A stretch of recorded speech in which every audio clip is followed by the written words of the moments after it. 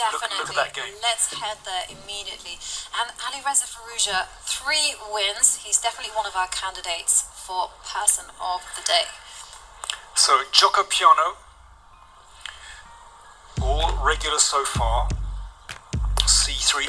Now, this is where I really think things get interesting, because Sevian has played this very early bishop g5, which is really the trendy way of playing this opening, and it kind of raises the stakes, because with the bishop on c5 outside the pawn chain, it can't come back to e7 to break that pin. So black is going to have to do something, and very soon we see Firouzja doing this move g5, which of course very committal, and then he even castles kingside, which is pretty extraordinary to do that straight after playing g5. So no fear whatsoever. Yeah. And perhaps that's as a consequence of his incredible performance today, because he started off with a win against Grandmaster Matthew Turner, then it was a win against Grandmaster Shakhriyar Mamedyarov with the black pieces. We saw him defeat Nihal Sarin. Now he's playing black against Sam Sevian, very dangerous American Grandmaster. So he's like, hey ho, I want to fight. I'm feeling good. I am in great form. But I'm really surprised at the way this has gone. So just backtracking a couple of moves. So it castles, and now h3. Played it fairly quickly, and then bishop h2. I mean, that's quite a mild way of dealing with the position, of handling the position. You know, there are more aggressive ways to play this. You know, one idea is to play knight f1 to e3 directly. I mean, I'm wondering about h4 as well. I mean, that's the most aggressive one, but yeah, h3 feels a bit tame to me. I know it's not exactly trying to take advantage of, you know, black's slightly weakened king side, so I don't know. Seems funny, unless he just doesn't want to play g4, does he? I was wondering about that. Do you think that? Yeah, I mean, why else would you tuck your bishop onto h2? Get out of the way, go g4, no king side worry, and then you can just go knight f1, knight g3. Well, actually, I don't advocate going knight f1 until you have resolved the question of black's pawn push in the center with d5. Right, yeah. Once you have that under full control, then you can think about like relocating the knight to e3. But what is the... Maybe that's the issue with playing g4 straight away, that perhaps one can simply give up a pawn. I don't know. It gets very sharp. You know, because this square is available for a knight. So, for example, in this position, it's a tough one. I mean,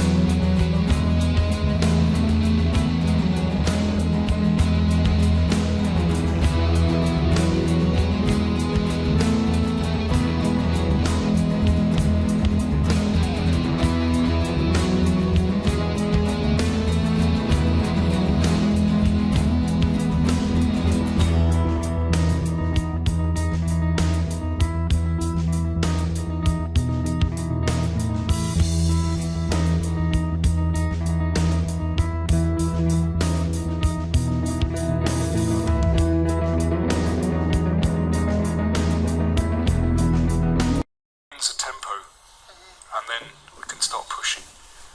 Well, he drops the bishop all the way back. Now... Okay, let's just get back to where we were. But I think when you can give up the rook for the g-pawn and then bring the king through. So it's gone c6, bishop b6. Now. Okay, that's nice. g2, rook behind the pawn, and then bring the king. Yeah. Basically, that's the secure way to do it. And with this victory, Sam Sevian would secure a draw for the team against the mighty WR chess team. And there we see Alireza desperately try. He's setting the tricks, right? You can't go c7 because the bishop takes c7. But in comes the king, and now... Oh, still going. He comes up with crafty ideas every single move. Okay, Bishop so e3. I guess he's gonna give this now, and then just come in with the king. It's not really what you want to calculate when you just have seconds left on the clock, How but it much should has be he got? fine. I think he's got enough now. He's Yeah, taken done the it. pawn, and now king to c. King c5, push the b pawn. b5, exactly. Nothing is going to stop. Okay, he can also do it this way. He can just walk the king round. Sevian wins, and that means that it's a draw between Freedom against WR chess team. Alireza looks around, but he's had a fantastic day. You know, he won against Matthew Turner, he won against Shakarian Mamyajarov, he also won just now against Nihal Sarin. Okay, he finished the day on a loss, But that was